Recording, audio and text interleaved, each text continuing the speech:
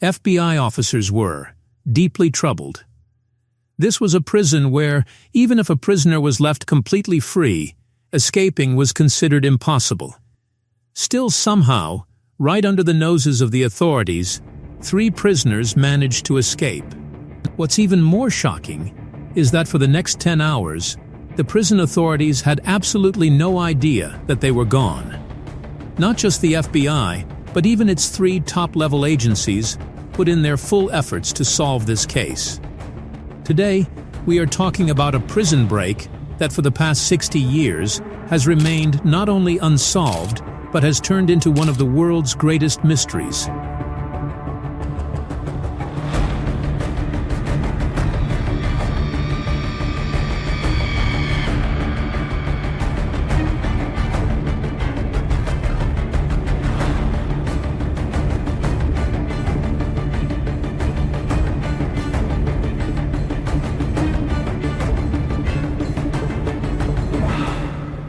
Pacific Ocean, there is a small island spread across just 25 acres.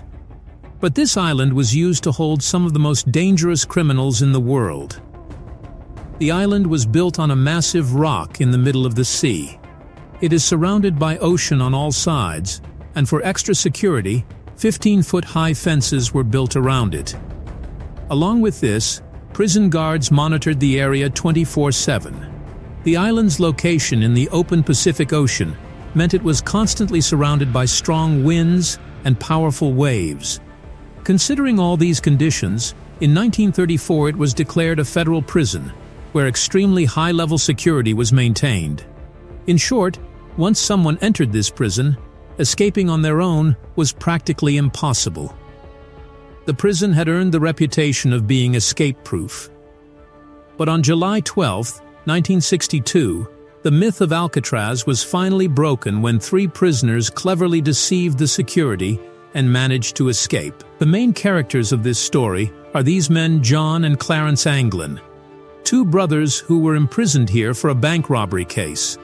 Then there is Frank Morris, who had been in and out of prison since the age of 13. He was also sent to Alcatraz for a bank robbery case.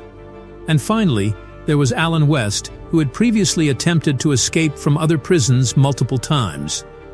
Because of this, he was placed in Alcatraz under maximum security.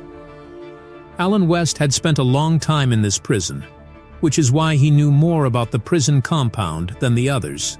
The idea of escaping from Alcatraz was first introduced in 1960 by Alan West to his fellow inmates. He had discovered a loophole in Block B that made escape somewhat possible. The problem, however, was that although the 4 of them could meet during lunch breaks, their cells were not located in Block B. So, they kept trying until they were all transferred there. Eventually, their first goal was achieved. All 4 prisoners were moved to Block B together.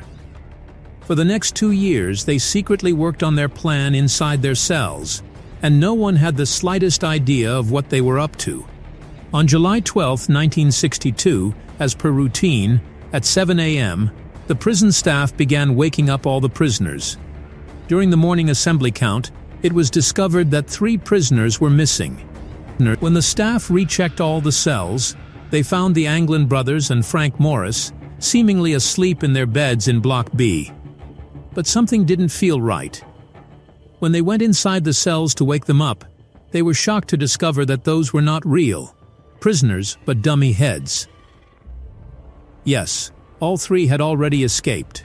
They had placed fake heads made from soap, plaster, and concrete on their beds to fool the guards. One of these dummy heads had even fallen and broken when touched, as seen in photos. Seeing this, the entire prison staff was left stunned.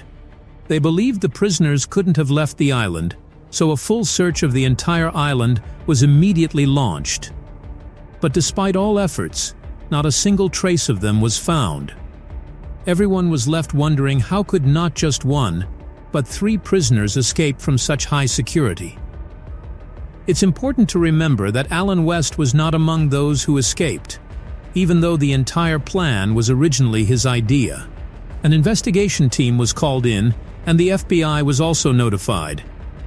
It was discovered that the 3 prisoners had escaped by breaking through the small vents in the walls of their cells. The real shock came when investigators found that not just 3, but 4 cell vents had been damaged. Yes, the 4th vent belonged to Alan West, who for some reason failed to break out in time. By now, Alan West knew he had no chance of escaping. So, he decided it was in his best interest to reveal the entire plan to the investigators. Alan confessed that the escape plan was originally his. He also revealed that they had made the dummy heads themselves, and the hair used on them was secretly collected during prison haircuts. At the back wall of each cell, there was a small vent measuring about 5 by 9.5 inches. Alan knew about this loophole because he had previously worked in prison maintenance. He knew that the walls were only about 6 inches thick, and the vent openings could be easily enlarged. For 6 months, all 4 prisoners secretly worked on enlarging the vents whenever they found an opportunity. They used spoons stolen from the kitchen to dig through the walls. Eventually, they even created a drill using the motor of a prison vacuum cleaner. To hide their work, they would place musical instruments or other items in front of the vents. During noisy hours, when the prison was filled with sound, the vents opened into a corridor that had no security at all. From there, a drain pipe led directly to the roof of the block, an area where prisoners were often sent for maintenance work.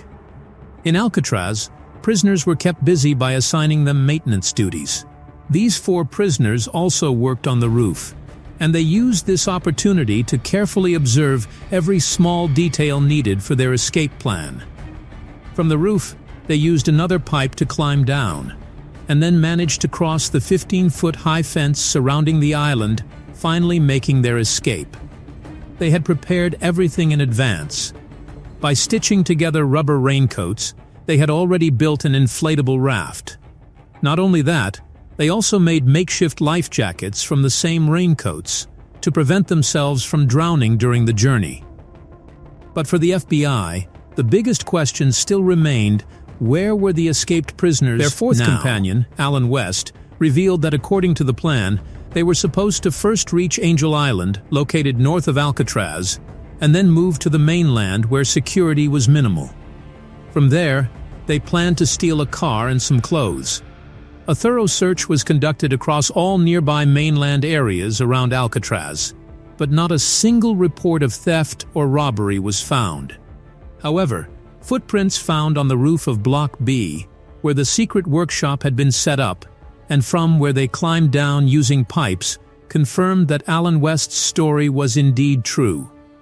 Along with the FBI, the Coast Guard, and the U.S. Marshals Service were also involved in the case, and a massive search operation began in the ocean. But they found nothing: no prisoners, no raft, not even a life jacket. This case was no longer just a police investigation, it was turning into a complete mystery. A few days later, the Coast Guard found a floating wooden paddle, which was believed to be a part of the raft. Soon after, 2 bags made from raincoats were also discovered. Inside them were the prisoners' personal belongings, such as family photos and letters. This led investigators to believe that the 3 prisoners may not have reached the mainland alive, because such personal items are not something a prisoner would leave behind easily.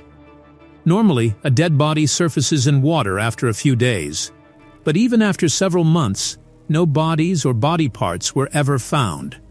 Another theory suggested that the prisoners might have successfully reached the mainland, either using the raft or by swimming.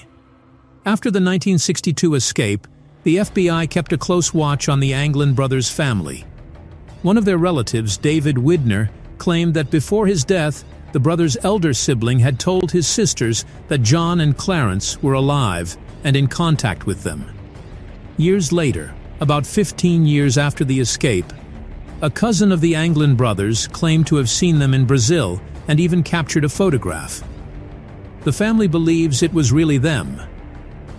However, investigators from the U.S. Marshals Service say that the facial features in the photo do not match the Anglin brothers.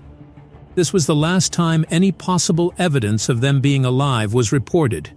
After that, they completely vanished without a trace. The very next year after the escape, Alcatraz prison was shut down.